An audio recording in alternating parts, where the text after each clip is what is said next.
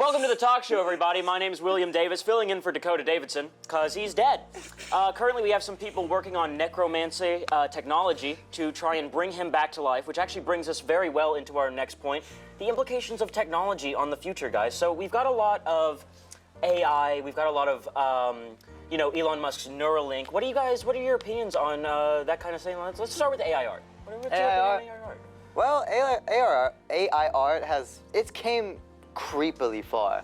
Like, with how development in art has just changed the way of the world. I mean, you can go on your computer and type in a prompt and then bam, it's there, whatever you want. And if it's not right, you can just tell it to change it, which I think it's good in some circumstances, but it could also put people out of a job.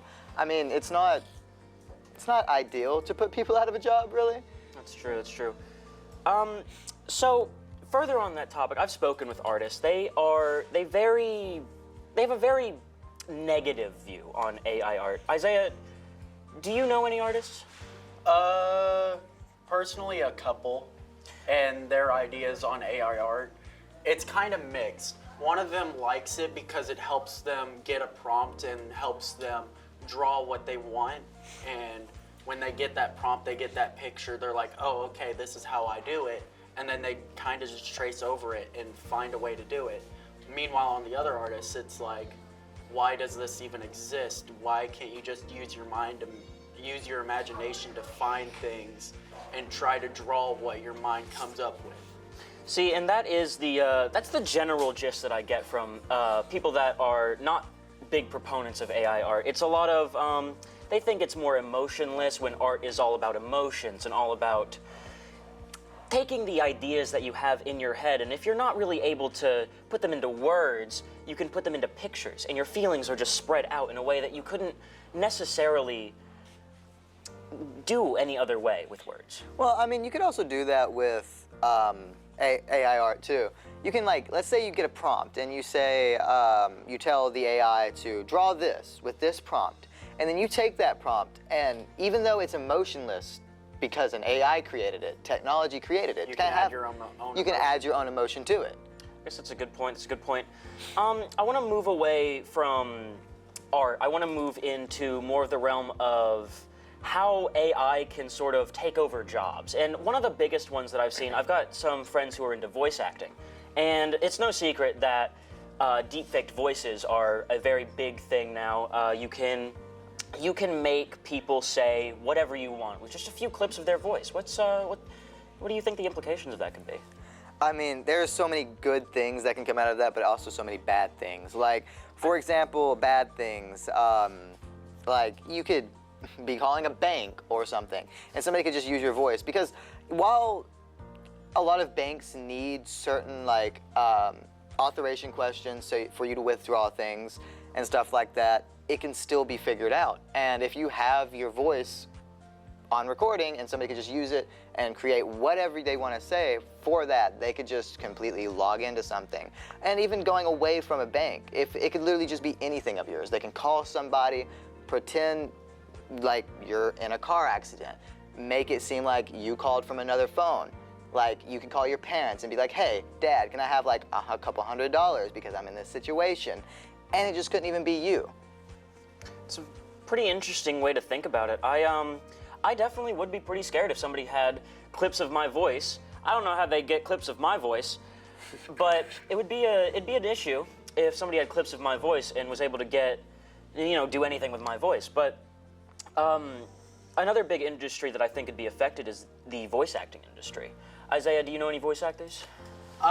Personally, no. No, I do not, but I do feel as though these deepfake voices of other celebrities and other voice actors, it can ruin their lives because they can take their voice and use it for crimes and use it. I see more spam callers use other people's voice to try to get money out of people than any other, and say that they're a celebrity or a prince of some sort of nation.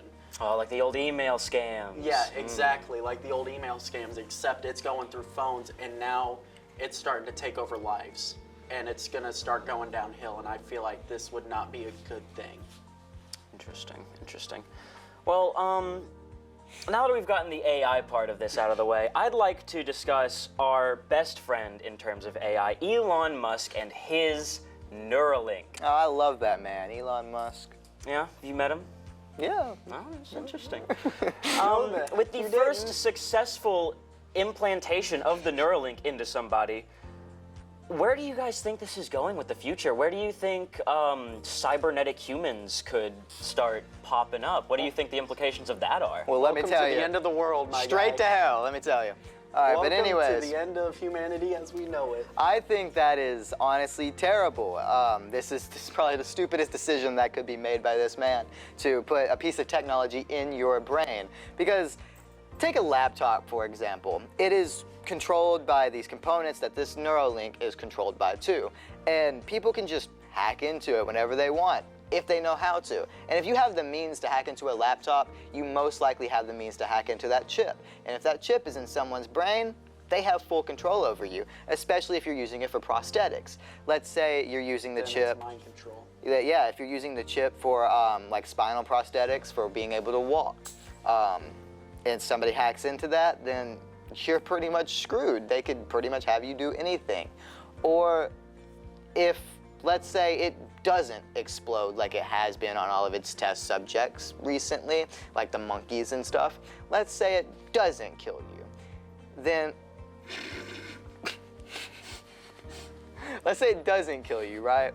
Then, who's to say that you won't die anyways because somebody has full control over your body?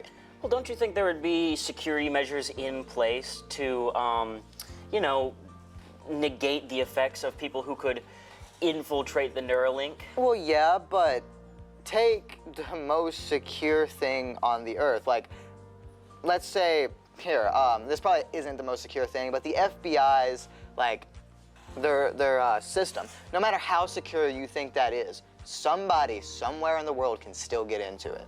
It doesn't matter what levels of security you take, there is still a possibility that it can be hacked into. So, from what I understand about the implications of technology in the future, there's a lot of bad. Would you two say that technology has been more negative or more positive coming from, say, the Industrial Revolution to now? Do you think it will be positive or negative 100 years from now?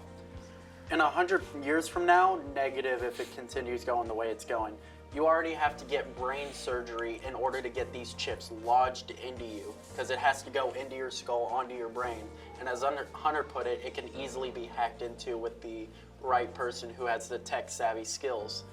So like an IT guy can easily hack into you, or anyone in communications can hack into you at any time and you wouldn't know it until you have no use of your body anymore.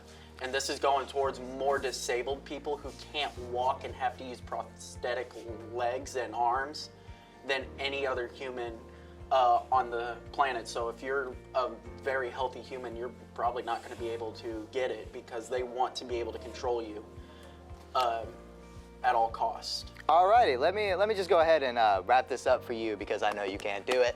Now that's a great first episode for our talk show. As I was saying, 6-second talk show. And it was a great first episode. We covered some AI voices, deep second. We got a few we got a few seconds. Bye, guys.